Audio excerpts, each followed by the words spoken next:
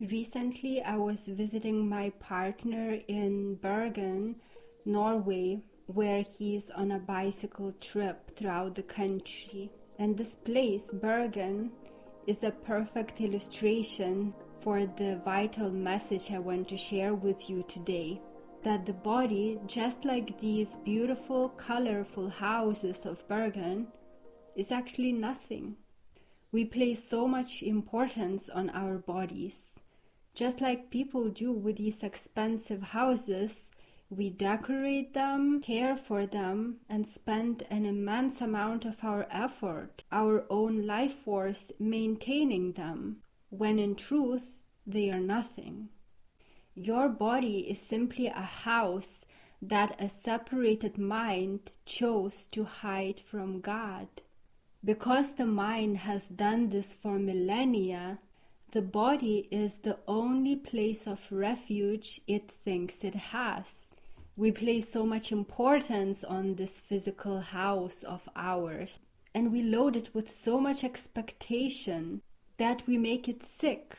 Even worse, we project our unconscious guilt onto it.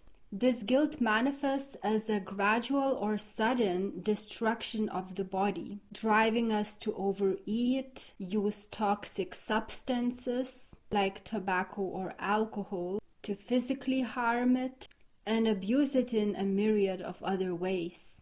And on top of all this, we make the ultimate mistake. We see the body as a doer. We treat it as a cause of our life, completely forgetting that it's only an effect of the mind.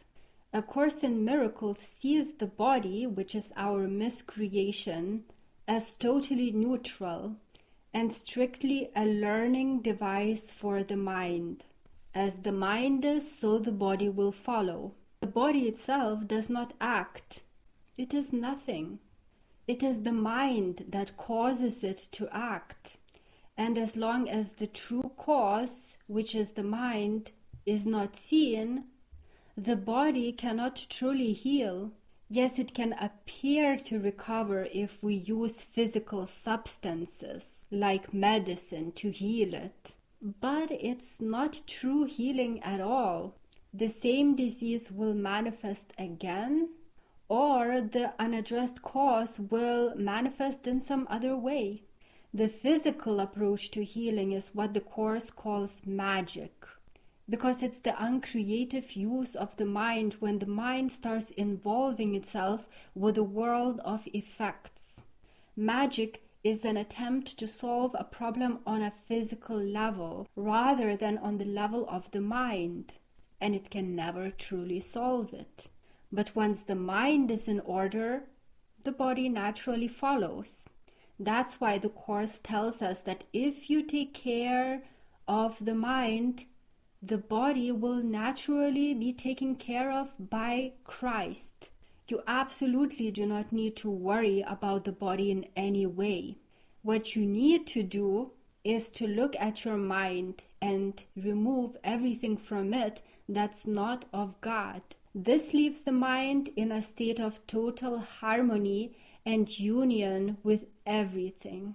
Then the body will have no diseases.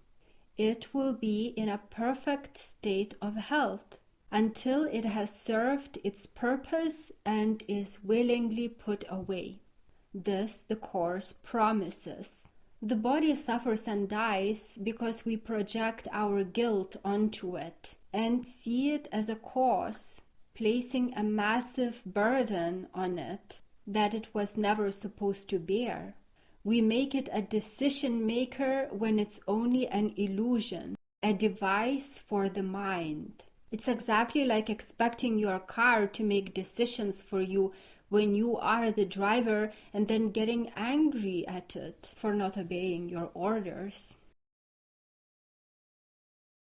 The Course teaches us not to confuse levels, because level confusion always results in disease or inharmony of some sort.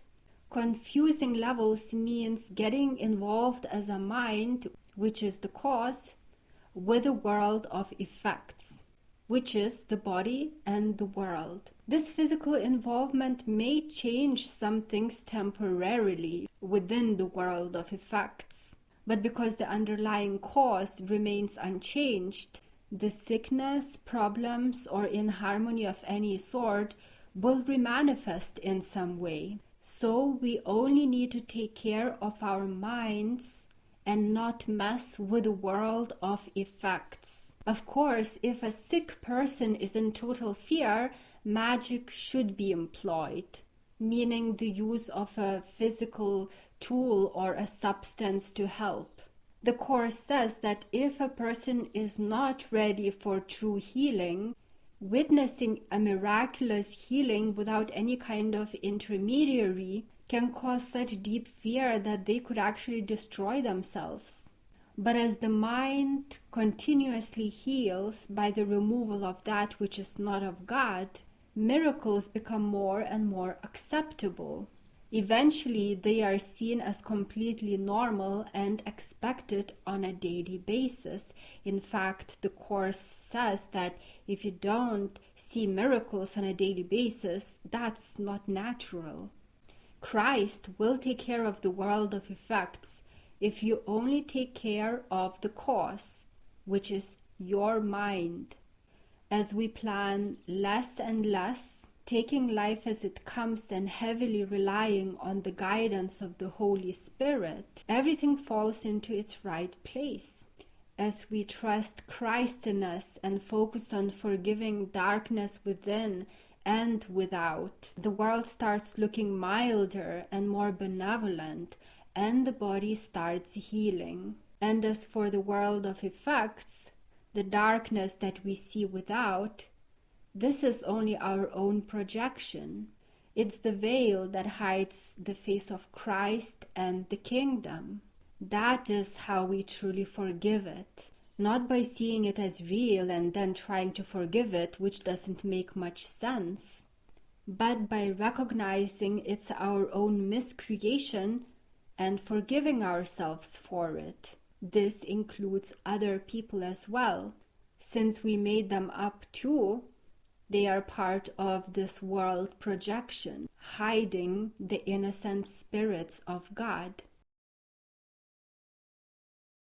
The usual way we use the body is to gain pleasure for the ego and to satisfy its various appetites. The ego is always hungry for more things, for more experiences, more wealth, status, activities, and sometimes more drama and so forth. The ego treats the body as a bottomless pit that must be continuously filled, yet it can never be satisfied. But A Course in Miracles uses the body for only one thing: communication, and the right communication at that. In the hands of the Holy Spirit, the body is solely used for communication. And this understanding of the body's function makes it so easy to understand if we are overdoing the care for the body. For example, if we obsess about making it exceptionally beautiful or extremely fit, that's what people notice, not the message that's coming through it, but the facade. Well, that's a sign we are focusing too much on the body, which is an illusion. You will find that if you only properly take care of your mind, the care for the body becomes very natural, effortless. You no longer burden it with unrealistic expectations or use it as a way to gain the approval of the world. Once you know that you're unconditionally loved by God, why would you need the approval of the world, which is an illusion anyway? Even though the body's eyes were specifically designed by the ego to maintain separation, we can choose to look through them differently. As we perceive separate things through these eyes, we can use them to undo the dream of separation by forgiving the evil that we think we see. Every situation, grievance, physical challenge, or anything else becomes an opportunity to choose forgiveness over judgment and resistance. By changing the purpose of our perception, we stop using the body to stay in darkness, and we start using it to build a bridge back to God.